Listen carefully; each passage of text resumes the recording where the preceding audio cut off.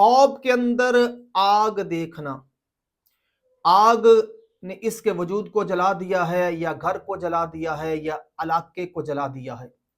आग शोलों वाली है, धुएं वाली है, या आग आसमान से नाजिल हो रही है, आसमान से पड़ रही है, या इसके बदन को जलाया है लेकिन इतना नहीं जलाया, थोड़ा सा जलाया है, या इसको महसूस हुआ है कि आग लगी है लेकिन उसकी वहशत और खौफ इसको नहीं है। आग ख्वाब में देखना कि आग लगी हुई है, इसके जिस्म को लगी हुई है, तो ये जिस्म में नुकसान की तरफ इशारा है, किसी कोई इसके जिस्म को नुकसान पहुंच जाएगा। आग ने इसको थोड़ा सा जलाया है, यानी ये आग से डर गया है, आग का सेक इसको पहुंचा है, तो ये हल्की फुल्की उसको बीमारी आने और सफ़र करने की तरफ इशारा है। और अगर इसके जिस्म को आग ने अच्छी तरह जला दिया है तो ये गम और मुसीबत आने की तरफ इशारा है। और देखा कि आग ने इसके घर को जला दिया है,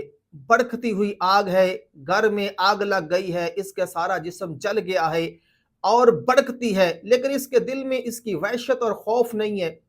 तो ये बीमारी आने की तरफ इशारा है कि कोई बीमारी आएगी या बहुत ज्यादा कमजोरी इस आदमी को आएगी। और अगर देखें कि इसने आग को पकड़ लिया है, अपने हाथ में पकड़ लिया है, तो ये माले हराम हाथ आने की दलील है। और इसी तरह अगर आग को धुएं के साथ देखा है, अपने घर में आग लगी हुई है और उस आग को धुएं के साथ देखा है, धुएं वाली आग है, शोलों वाली आग नहीं है, तो ये भी माले हराम उसके घर में आने की तरफ इशारा है।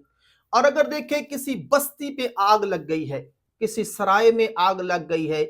किसी इलाके में आग लग गई है, तो ये उस इलाके में फितना और फसाद, जंगो जदाल होने की तरफ इशारा है।